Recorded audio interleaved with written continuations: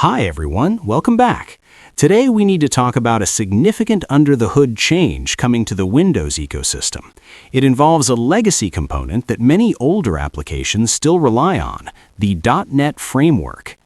If you head over to your control panel, navigate to Programs and Features, and open up Turn Windows Features On or Off, you are presented with the Features on Demand list. This is the classic way we have managed optional system components for years.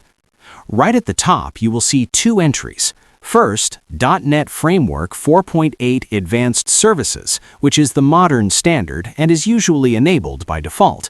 Below that, or above it, depending on your sort order, is .NET Framework 3.5, which includes the even older 2.0 and 3.0 versions.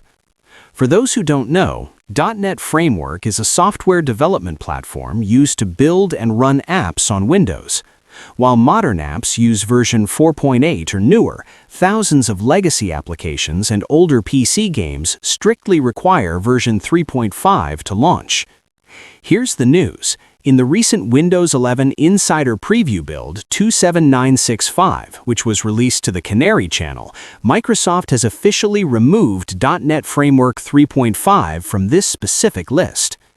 This means in future versions of Windows, you will no longer be able to simply check a box to install this framework. Microsoft says they're making this change to align with the product's lifecycle policy. According to official documentation, support for .NET Framework 3.5 Service Pack 1 ends on January 9, 2029. By removing it from the operating system image now, Microsoft is beginning the slow process of deprecating the technology before that deadline hits.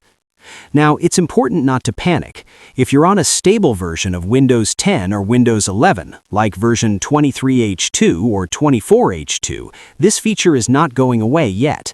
This change targets the next generation of Windows, likely the version arriving in late 2025 or 2026.